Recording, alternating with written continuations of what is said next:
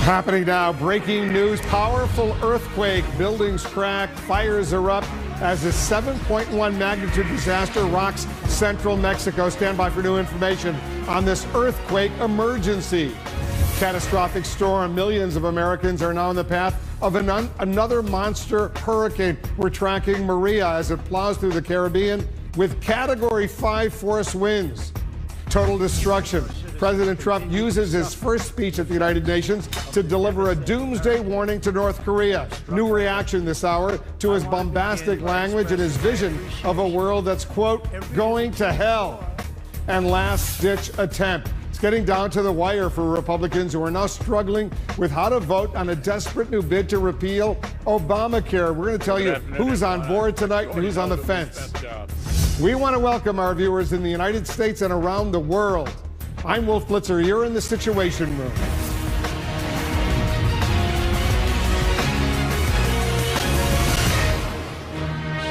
This is CNN Breaking News.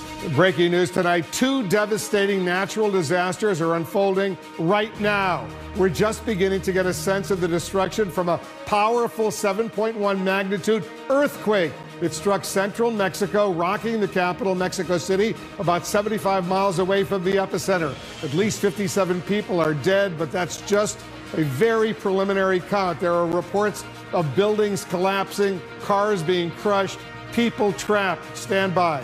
New details coming in. Also breaking, a pulverizing hurricane is barreling toward millions of Americans, the third catastrophic storm impacting U.S. citizens this month. A new forecast shows Maria is approaching two U.S. territories, the Virgin Islands and Puerto Rico, as a Category 5 hurricane. Residents are now bracing for what could be a direct hit in the hours ahead. Also tonight, sources tell CNN that the United Nations diplomats were taken aback by President Trump's debut speech before the UN General Assembly. Mr. Trump threatening to totally destroy North Korea if the U.S. is forced to defend itself or its allies. He says Kim Jong-un is on a suicide mission with his nuclear and missile programs, once again mocking the North Korean dictator as the Rocket Man. The president telling UN members that parts of the world are, quote, going to hell, and vowing he will always put America first. We're covering all of that, much more this hour with our guests, including the top Democrat of the Senate Foreign Relations Committee, Ben Cardin, and our correspondents and specialists are also standing by. First, let's go to CNN's Brian Todd. Brian, you're getting new details on the earthquake in Mexico. What are you learning? Wolf, the latest figures we have on casualties tonight, at least 57 people dead from this earthquake in the states of Puebla, Morelos, and the state of Mexico. President Enrique Peña Nieto also says 27 structures collapsed in Mexico City. These are very early assessments of what will almost certainly become a rising death toll and escalating damage estimates. In the streets of Mexico tonight, panic and pandemonium. The major earthquake, a 7.1, shook central Mexico shortly after 2:10 p.m. Eastern Time, hitting in a heavily populated area just 75 miles southeast of Mexico City. The quake struck 33 miles below the Earth's surface. The shallow depth could mean that destruction will stretch far across the region. As buildings swayed, thousands of people fled office buildings and homes, only to see glass shatter and roads split open. Passengers forced to evacuate Mexico City's international airport. This scene from Mexican television shows firefighters digging through rubble of what appears to be a collapsed building. Tonight, Mexico City schools are closed, and Mexico's president has called for a National Emergency Committee meeting to assess the damage. I think everybody here is scared. I mean, you could see it. People are worried. Today's quake, ironically, comes on the anniversary of a devastating 1985 earthquake that killed thousands and destroyed much of the capital. People in the city had spent part of today holding drills.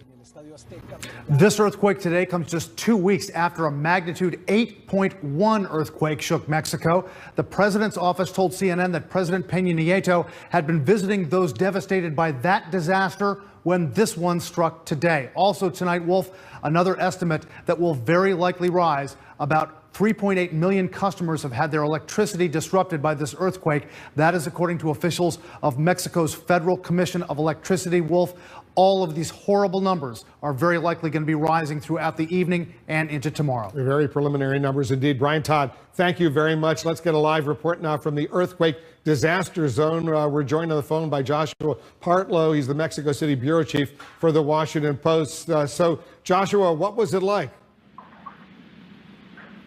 Well, it was a strong, scary earthquake. The swinging side to side, everyone was running out into the streets. I'm where just in the middle of this frantic scene, there's these sort of things collapse, and people, volunteers, hundreds of thousands of people are in the rubble right now looking for survivors. Well, what did it feel like? Where were you when you began to feel this earthquake? I was just in my office. The lights, the hanging lamp started swaying. There are some. I think we have lost our connection with Joshua Partlow. We're going to try to reconnect with him. Joshua Partlow is the Mexican City bureau chief of the Washington Post. Totally understandable that you lose these technical connections given what's going on over there. Tonight, central Mexico is clearly on alert for any major aftershocks that could make this earthquake disaster even worse. Let's check in with our meteorologist, Tom Sater. Tom, very strong earthquake, 7.1 magnitude. Tell our viewers what we can now anticipate. I think for the next, not just several hours, but for the next several days and weeks, aftershocks will start occurring. And when you have a significant quake such as a 7.0, 7.1, the next one would be like the highest could be a 6.1. So it drops down significantly, but this is our ring of fire on the edge of the Pacific. This is where the high mountainous range is. It's the very active tectonic plates. 450 volcanoes, Wolf. 90% of the world's earthquakes occur in this area. And no doubt about it, there's the west coast of the U.S. down into Mexico. Here's what we have for you. Usually we'll have one 8.0 a year. We just had that 11 days ago. It was in the southern coast of Mexico. Between a 7 and 7.9, you have 15. We've had a few of these, but this one's interesting to come so close. Are they related? Most likely not. Now, you can, if they were a little bit closer, since we had an 8.0 11 days ago, if we were to have a 7.1, that could have been an aftershock, but we think they're in different locations, so really not related, so to speak. 32 miles in depth. That's still considered shallow. Sometimes down to even 44 miles can be considered shallow, but we see these hundreds of miles deep around the world. Here's the shake map. When it comes to light shaking, over 20.5 million people, moderate 14 million. Strong shaking, this is where you want to start. This is probably where you start seeing a lot of the destruction. 15 million. And then 1.6 million felt very strong. We can even get in closer and give you an idea of the shake map. This comes from the USGS. First, what you're noticing here, these yellow dots, these are aftershocks from the 8.0 that we had just 11 days ago. We'll start to see more of that activity in the hours and days ahead. So everything yellow is over a week old. So they have been getting some aftershocks. And interesting to note, though, just how high the death toll has already risen with this. Getting closer, here's Mexico City. You'll start to see some colors of green, even yellow. So they were extreme periphery of this, Mexico City. But even with that said, feeling strong shaking that far away, you can understand why a lot of the structures have been compromised and some of them collapsed or even had facade issues. Back to our maps and back to what we can expect quickly for you, Wolf.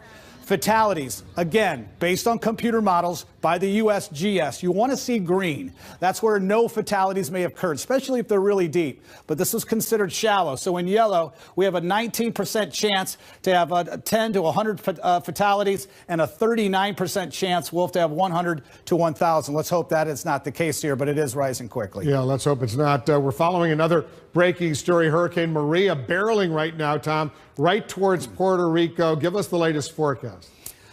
Well, the island of Dominica hit very hard in the early morning hours. A very tight eye. Irma's eye was 23 to 25 miles in diameter. This one's only 11.5. So sometimes, Wolf, these tighter eyes are more ferocious. They pack more of a punch. We're getting the latest now. Hurricane Hunter flying into this has found a pressure drop at 913 millibars. The lower the pressure, the stronger the storm. And with that reading at 913 makes this system stronger than Irma. Now, there's other factors, and usually the winds will start to react to that, but 165 miles per hour. The National Hurricane Center does believe that before landfall in Puerto Rico tomorrow morning, between maybe 8 and 9 in the morning, if it stays at the sustained winds at 165, it will be the strongest hurricane to ever make landfall in Puerto Rico. In 1932, they had a Category 5, and Category 4. In 1928 was a Category 5, but this could be stronger. The winds are now starting to lash St. Croix. We're seeing up in the British Virgin Islands as well. Some of the rain making its way in toward Puerto Rico. We've just had a gust about 54 miles per hour in St. Croix now with some of these feeder bands. But again, the rain is well in advance. Here's the track taking it very close to St. Croix. Could be very close to those strong eye wall winds, but maybe not a landfall until it makes its way toward Puerto Rico. Then it makes its way to the Turks and Caicos. They are now under a hurricane watch as well as the Southeast Bahama Islands. In yellow was Irma's track. We'll find this pass through St. Juan, but I want to get in closer to St. Juan to give you an idea of the population. Irma stayed 50 to 55 miles offshore, never made landfall, skirting across its northern coastline, and still 1 million people lost power. Many are still without power. Here is the map of population. Notice the brighter red. We've calculated that over half the population in Puerto Rico is in that eastern third. And that takes it exactly where this path is. And of course, when we watch the system, remember that front right quadrant. San Juan is in the worst possible position to be after the system makes landfall. Now, again, it's only 11.5 mile eye, but those broad conditions extend outward. This is a compact little cannonball, unlike the larger storms that we have seen. So again, significant damage expected in St. Croix, but Puerto Rico is really the one to watch. 8 to 9 a.m. morning landfall. Will not pass through and will not escape the tropical storm force winds until late tomorrow. Then we'll watch it stay on the northern coast of the Dominican Republic, which, by the way, are now under hurricane warning on that northern coast. Remember, these systems spin counterclockwise, and that's important to watch. The spaghetti plots, we know these all too well by now. They drift up through the Turks and Caicos, Cockburn Island, that's the one to watch, that's the capital there, and they were hit with Irma, and then slide them away from the coastline. These only go so far out, but we can show you, of course, the warnings. We know that those are in place, but again, we can also go to the storm surge. A little interesting to note here, how high they are for the islands. 7 to 11 feet, 6 to 9 feet. For, of course, Puerto Rico, that's because of the slow slope of the terrain, the slow slope of the ocean floor as it makes its way in this direction. When we take a look at the amount of rain, we could see easily 12 to 18 inches, Wolf. The high terrain is going to squeeze a lot of this rainfall out in the mountains of Cuba. And when it squeezes that out, the threat for landslides is going to be a problem, too. Again, a multifaceted, catastrophic event. How many times have we used, Wolf, the word catastrophic and devastating in the last several weeks? And monster storm as well. This is truly a monster storm. Tom Sater, we're going to keep checking back with you. We're also getting live pictures right now coming in from St. Croix in the U.S. Virgin Islands. As you can see, check it out, the wind and the surf already beginning to pick up there. State of emergency is in effect in Puerto Rico. As we've mentioned, Hurricane Maria threatening homes and lives, millions of Americans in Puerto Rico, as you know. Let's go to our senior international correspondent, Nick Payton-Walsh. He's on the island for us tonight. Nick, so what are the conditions like there? Because in the coming hours, you're going to get walloped with this storm.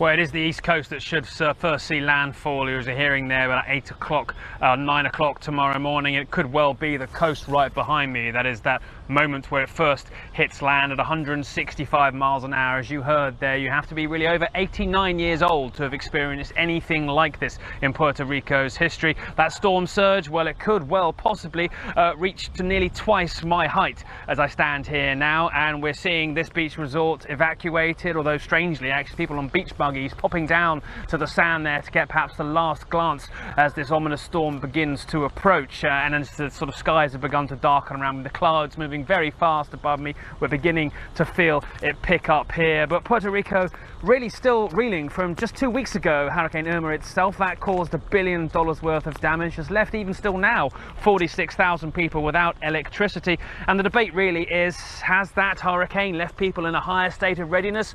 It really only caused a glancing blow to this island. Maria is supposed to go straight across it, making landfall here, and according to the latest hurricane survey update, perhaps dispensing most of its high-speed energy on the island itself, across San Juan, the capital. A state of emergency here, many shelters in place, but very serious concerns about the next 24 hours, Wolf. 3.5 million people living in Puerto Rico, 3.5 million U.S. citizens. Nick Payton-Walsh will check back with you as well. Now to President Trump's debut speech at the United Nations, laced with bombastic language and truly extraordinary threats. He saved some of his toughest talk for the North Korean dictator he now refers to as Rocket Man. Our chief national security correspondent Jim Sciutto is over at the United Nations for us tonight. Jim, this was not a typical speech we hear from a U.S. president at the United Nations. Not at all. Unlike any speech that many of those delegates, diplomats in the room had ever heard from a U.S. president. I spoke to a senior UN official diplomat shortly after the speech. He described himself and others around him as taken aback, in particular by that line, the president threatening to obliterate a country, North Korea, from the map. He said it was an emotional reaction, that it felt like, in the words of this diplomat, that a wind had swept through the room. And of course, the line about North Korea, just one of many bold lines in a defining speech for the Trump foreign policy. Major portions of the world are in conflict, and some, in fact, are going to hell. In his maiden speech before the UN, President Donald Trump delivered a blistering attack on nations he described as evil and grave dangers to the world. If the righteous many do not confront the wicked few, then evil will triumph.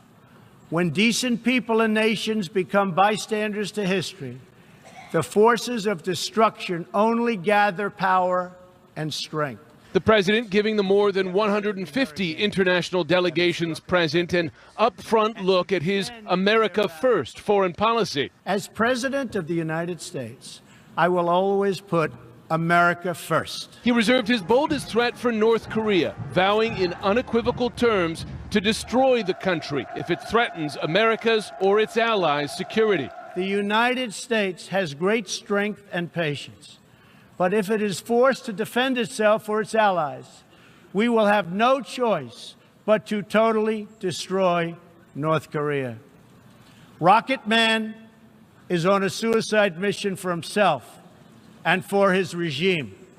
For Iran, Trump described its government as murderous and reckless and appeared to signal that he will exit the Iranian nuclear deal. The Iran deal was one of the worst and most one-sided transactions the United States has ever entered into. Frankly, that deal is an embarrassment to the United States, and I don't think you've heard the last of it, believe me. Praising Mr. Trump's remarks was Israeli Prime Minister Benjamin Netanyahu, who said he had, quote, never heard a bolder or more courageous speech in 3 decades of experience with the UN. The president's address also taking aim on what he described as growing terrorist threats around the globe. The United States and our allies are working together throughout the Middle East to crush the loser terrorists. Beyond the threats, Trump's speech more clearly articulated the outlines of his foreign policy, including a drastic turn from a tenet of U.S. foreign policy for decades, that the U.S. will support democracy abroad. This is the foundation for cooperation and success. Strong, sovereign nations let diverse countries with different values, different cultures, and different dreams not just coexist, but work side by side on the basis of mutual respect. Those words and phrases about sovereignty, different values, loaded terms in the halls of the UN, often repeated by authoritarian leaders in China, in Russia, in Africa, in response to the U.S., pushing back against what they call preaching about human rights records, etc., often heard here, but not from the mouths of an American president, whether Democrat or Republican, if followed through upon, would represent a significant change in U.S. foreign policy under Trump, Wolf, going forward. Jim Sciutto at the United Nations for us tonight. Thank you very much. Let's get some more on all of this. Joining us, Senator Ben Cardin. He's the ranking Democrat on the Foreign Relations Committee. Senator, thanks for joining us. So you heard the president say today that if the United States is forced to defend itself from the Kim Jong-un regime of North Korea, it will have, in his words, no choice but to totally destroy North Korea. Do you agree with that? Well, Wolf, it's very good to be with you. Just look at the venue of the speech before the United Nations, before the international community. I don't think his remarks were well received by our allies, and I don't think they were well received by our foes. We know that we have to deal with a dangerous North Korea. The international community should be there to help us. The president's comments puts a wedge in our type of international coalition. We need to find a diplomatic solution. A military solution will have catastrophic effect. We need to explore diplomacy, and that means working with our friends and allies. What if the diplomatic solution doesn't happen, that the North Koreans continue to develop intercontinental ballistic missiles, and they're capable of putting nuclear warheads on those missiles if they threaten the United States? Can the U.S. live with that? Well, North Korea is doing is extremely dangerous. They're the ones causing the problems. They'd be violating international rules if that were to occur. We have an obligation to defend ourselves. I understand that. But there is a diplomatic path that could work. The president is not doing everything we can to explore that route. China and the United States have a common objective to prevent North Korea from becoming an effective nuclear weapons state. China and North Korea have a common agenda to preserve the Kim regime. The United States is more interested in the nuclear issues than regime change. We need to talk to China, get China to believe that our interests are together, because they are, and then China can change the equation in North Korea. I know that that's not a slam dunk, and there's long shots on all of this, but it's the best path forward, and the president needs to engage the international community to work with this, particularly China and also Russia. Today's speech did not help. In fact, it made it more difficult. The president also seemed to threaten to rip up the Iran nuclear deal. You voted against it. Would you support that decision if he were to go forward and say the U.S. no longer believes Iran is in compliance and the U.S. is abandoning that agreement? Well, I don't think he's going to do that. Our concern is that he will rip up the agreement, even though Iran is not in violation of the nuclear agreement. We've already had 2 certifications under the Trump administration of compliance. We are not aware of any material breach by Iran of the nuclear agreement. President Trump's concerns, and I think many members of Congress, our concerns are on the non-nuclear front, not covered by the agreement. So if the United States were to rip up the nuclear agreement, we would be the ones walking away. Our European allies would scratch their heads figuring out, what are we doing isolating the United States when we're trying to isolate Iran? Senator, there's more we need to discuss. There are other developments breaking right now. Got to take a quick break. We'll resume our interview right after this. We're back with the ranking member of the Senate Foreign Relations Committee, Senator Ben Cardin of Maryland. We want to talk to him about this last-ditch effort underway right now by his Republican colleagues in the Senate to repeal and replace Obamacare. But first, let's get the latest from our congressional correspondent, Phil Mattingly. Phil, Senate Republicans, they huddled behind closed doors a little while ago, but it's not clear at all whether they can get the votes they need to pass this bill. Yeah, that's exactly right. Well, look, they're short. They know that right now. They don't have the 50 votes they need to be able to move forward on this. And you talk about that closed-door meeting. It was extremely important for 2 reasons. One, you had people like Vice President Mike Pence and Senator Lindsey Graham, one of the co-authors of the bill, come in and kind of give the rah-rah moment. This really is their last opportunity to do this if they want to squeeze it inside that budget window that allows them to pass this with a simple majority.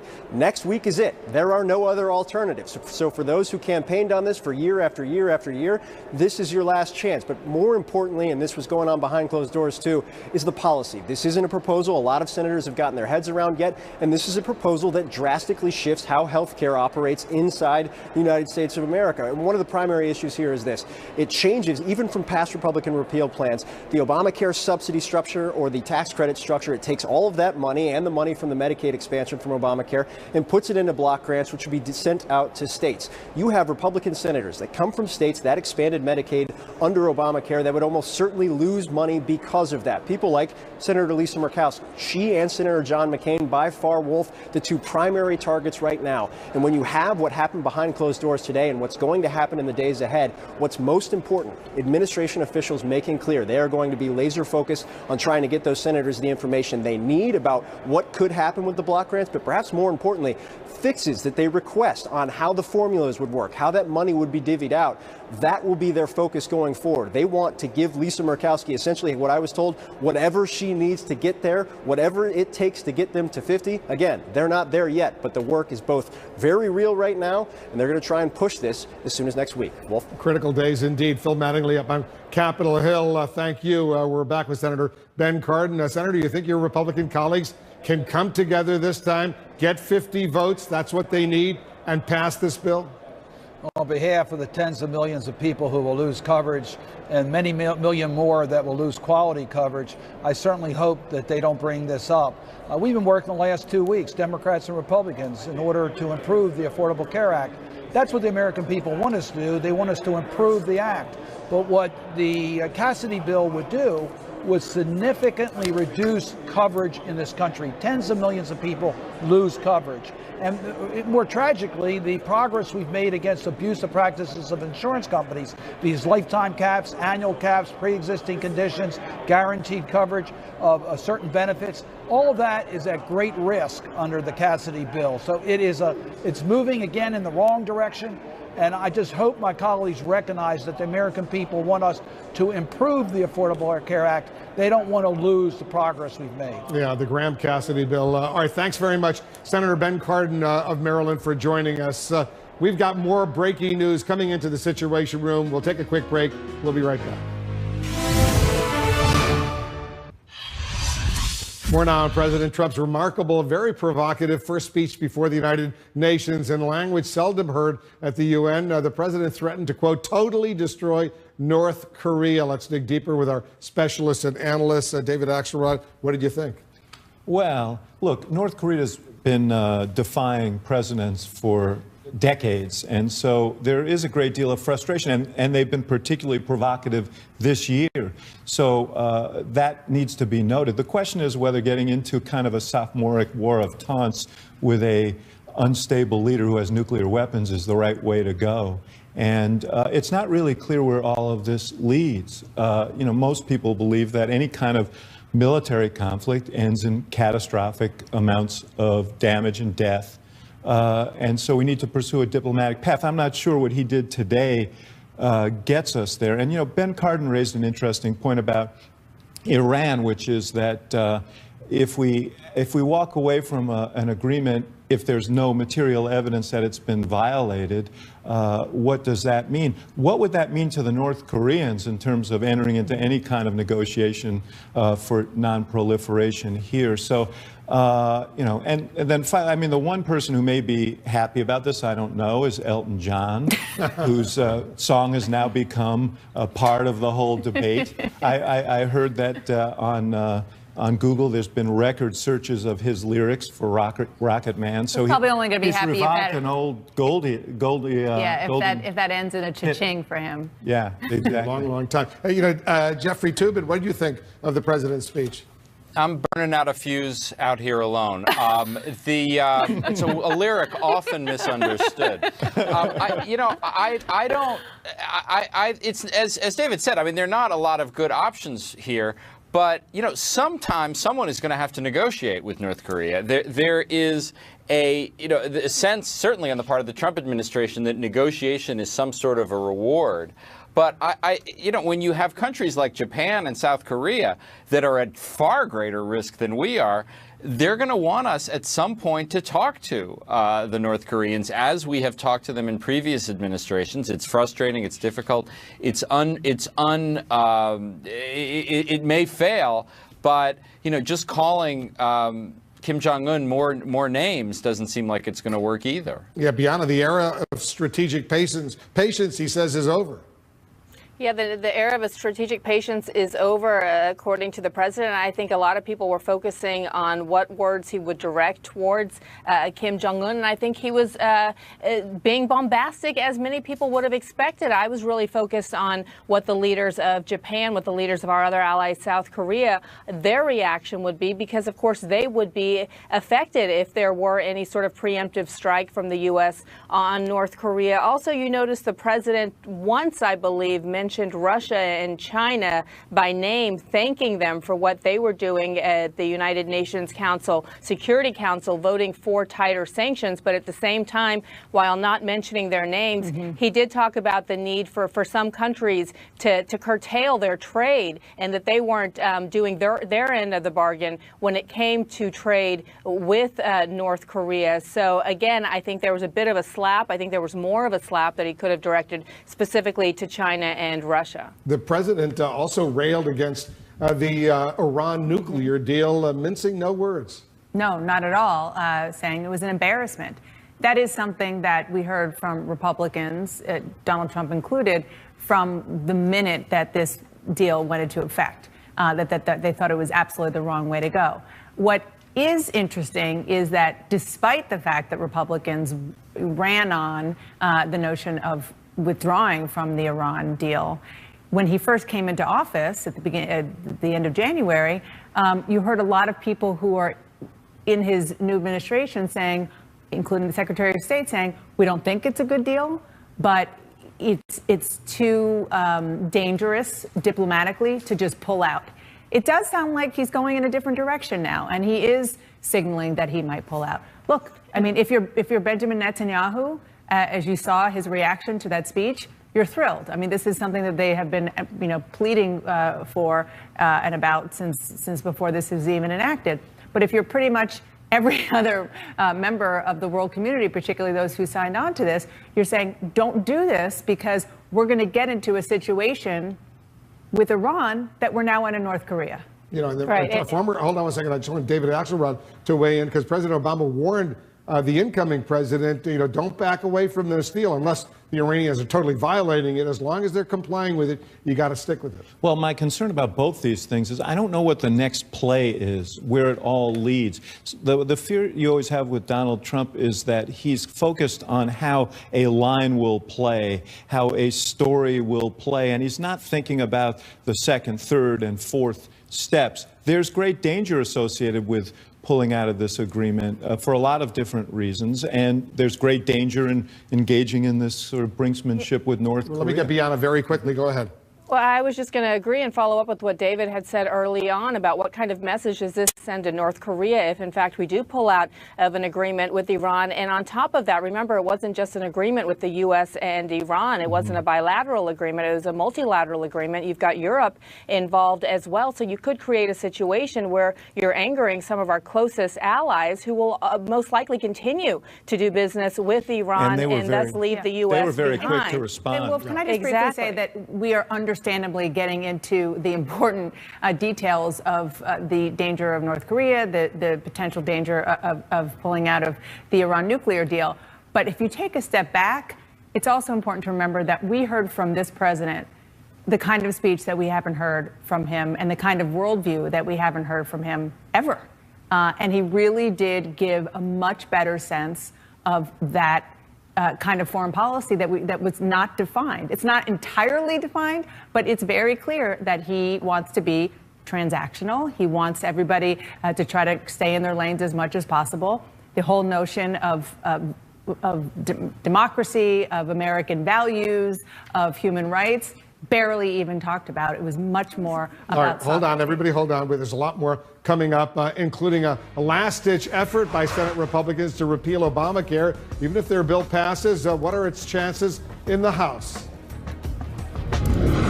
There's no room for error, little time for waste as Senate Republicans scramble in a last-ditch effort to repeal and replace Obamacare. They're working under a very tight deadline, and tonight it's far from certain whether they have the votes they need to pass the bill. What do you think, Dana? Can they do it?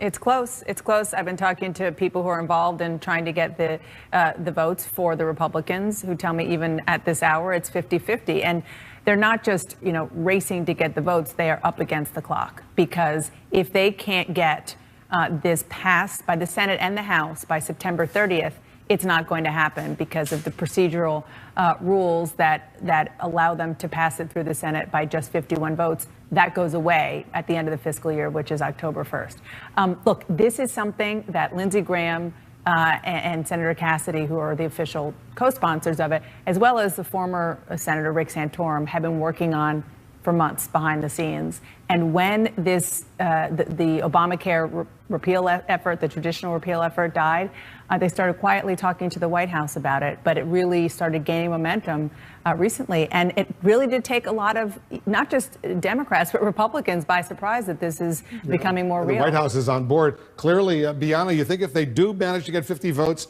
Republicans in the Senate, plus the vice president, will break the tie, it could then pass the House of Representatives?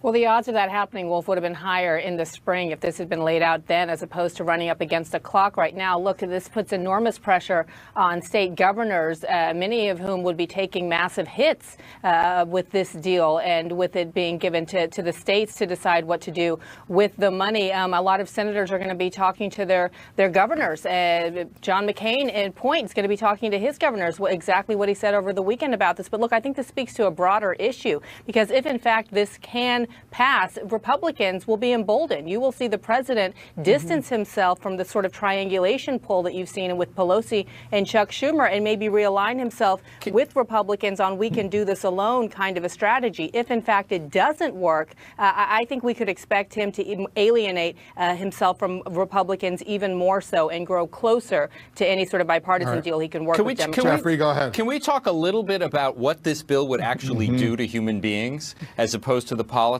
How many million people will lose health insurance? How protections from for people with pre-existing conditions will either disappear or not protect them from enormous increases in their premiums. I mean, the medical organizations that follow these things, the American Medical Association, doctors groups, nurses groups, in many respects think this is worse for patients than the one that already lost in the Senate. So, I mean, I just think that what actually is going to happen if this passes is perhaps the most significant thing. You can see the graphic we put up on the screen, David, among other things, it repeals funding for Planned Parenthood. Go ahead. Yes, one of the features, to your point about the House, one of the features of this particular bill is that it would shift monies away from the states that expanded Medicaid and shift that money to states that didn't. So it would punish states like New York, California, Massachusetts.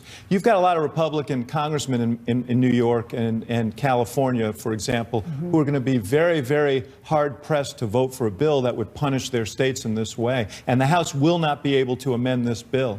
So that's an obstacle if they get past this obstacle. Go ahead, Bianna. I was just saying, also, you've got the CBO score, which we may get a partial version of, but to Jeffrey's point, we're not going to hear about the numbers of people who may lose health care, which would be critical in scoring a bill like this. But Jeffrey's point is right in terms of the federal law. There's no question that a lot of people who have insurance now, that will be different for them. But the Republican argument, the argument that they're making to every single Republican senator is this is the truest form of conservatism, of Republican credo, which is federalism. Give the states, give the governors the right to decide how the health care is going to be. If you're dying and you need health care, that's not a very persuasive I'm telling you that this is, this is the philosophy. And then you have Rand Paul disagreeing with that. Rand Paul opposes it as of right now as well. Guys, just ahead, President Trump takes a personal jab at Kim Jong-un as the U.S. explores having North Korea kicked out of the United Nations. Mr. Secretary. Speech at the United Nations today, President Trump went out of his way to mock Kim Jong-un, referring to the North Korean leader as Rocket Man. CNN's Brian Todd is watching for reaction from the North Koreans. Brian, you're also learning about a new effort to potentially expel North Korea from the UN? That's right, Wolf. One of President Trump's fellow Republicans, Senator Cory Gardner, is drawing the wrath of Kim Jong-un's regime tonight because Gardner is not only trying to get North Korea kicked out of the UN, he's also trying to get 21 countries to shut down their embassies in Pyongyang. Now, between that effort and the president's blistering speech today at the United Nations, North Korea is feeling a lot of diplomatic pressure tonight.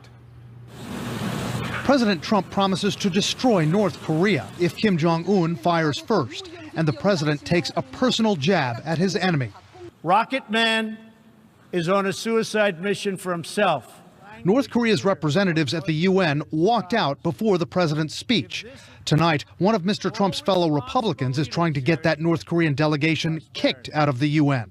Colorado Senator Cory Gardner is leading the charge. What we have to do now is isolate this regime. Senator Gardner's written letters to ambassadors of 21 countries which have embassies in North Korea, asking them to shut those embassies down and to sever ties with Pyongyang. And he's urging them to support expelling North Korea from the UN. We have to make it clear is if he wants to be a part of a global environment of leadership, then he needs to back away, drop the nuclear program, and then he can be welcomed once again. Tonight, some foreign policy experts are slamming Senator Gardner's efforts. Actually, most countries would construe this as sort of an amateurish act. Vali Nasser, a former State Department official in the Obama administration, says kicking North Korea out of the UN would cut a vital communications channel, the same channel which led to the release of American student Otto Warmbier. And he says it would impact Kim's behavior. More than likely, he will act even more erratically because there are no relationships out there that he would be preserving by acting better. And we will have even less knowledge of what's going on inside North Korea than we currently do. But Senator Gardner says standard diplomatic steps have failed to prevent the young dictator from behaving dangerously. To think that what he's doing now isn't lashing out, that's just absurd. We see a guy who is now launching missiles over Japan. At least 24 countries have no diplomatic relations with North Korea. And in the last 2 weeks, 4 countries have kicked out North Korea's ambassadors in response to the latest nuclear test: Spain, Mexico, Peru, and Kuwait. Senator Gardner stands by his proposal and dismisses critics who call it amateurish. If it's amateur to say to a guy who's not listening to the United Nations to knock it off, then perhaps they've got the wrong strategy at the United Nations. So far, no one in the Trump administration has commented on Senator Gardner's campaign to isolate North Korea. North Korea's representatives at the UN didn't respond to us today, but the North Korean government has previously denounced Senator Gardner as, quote, a psychopath and human dirt for his criticism of the regime. Wolf? I guess that's how they feel about the United States Senator. All right, Brian Todd, thanks very much for that report, Brian Todd, here in the Situation Room. That's it for me. Thanks very much for watching. I'm Wolf Blitzer in the Situation Room. Aaron Burnett on Front starts right now.